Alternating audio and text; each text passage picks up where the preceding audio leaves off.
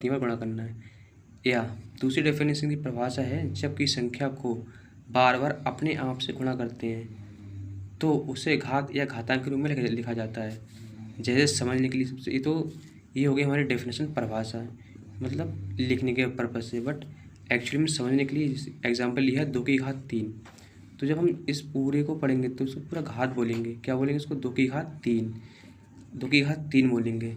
और इसमें जो घात 2 की घात 3, इसमें जो नीचे ये 2 दिया हुआ है इसको क्या बोलेंगे, आधार। इसको क्या बोलेंगे, आधार। इसके ऊपर जो पावर लगी हुई है 3 लिखा है, इसको बोलेंगे घातांक या पावर।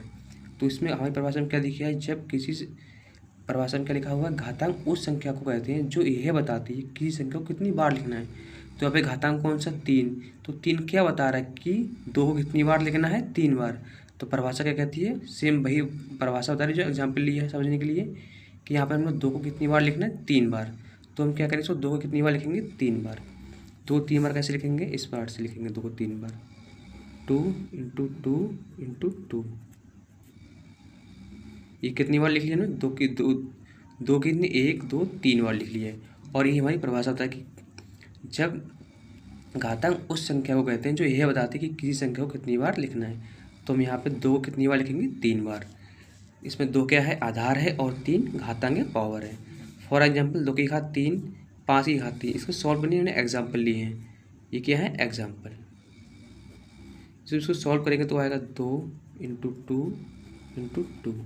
इसको सॉल्व कैसे करेंगे, इसको मान के 2 दूनी 4 दूनी 8, तो क्या हो गई ये 8। फिर ऐसे सेम एग्जाम है 5 की घात 3।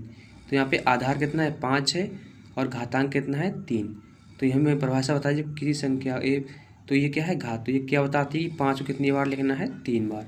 तो 5 को कितनी बार लिखेंगे, 3 बार लिखेंगे इस टाइप से, 5 इंटू 5 इंटू 5।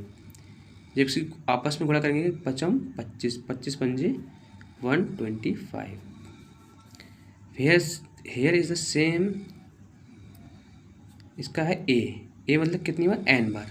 तो यहाँ पे ए है, ए क्या है, आधार, n क्या है, घातांक है। तो यहाँ पे ए कितनी बार लिखा जाएगा, n टाइम, मतलब ए इंटू ए, ये n टाइम चलता रहेगा। कितने टाइम, n टाइम्स। मतलब ये हुआ कि अगर यहाँ पे पावर ए की पावर 5 है और n की पावर 6, तो 5 को कितनी बार लिखेंगे, 6 बार लिखेंगे। अगर यहाँ पे ए की पावर 2 है और n की पावर 4 है, तो 2 को कितनी टाइम लिखेंगे, 4 टाइम लिखेंगे। तो ये हम एक बार समझो, तो ये क्या है, एक फार्मूला टाइप से, क्या है, एक फार्मूला टाइप से, जहाँ पे ए आधार और n क्या है, घातांक है। तो आज के टॉपिक ने क्या समझा, घातांक और एक्सपोनेंट के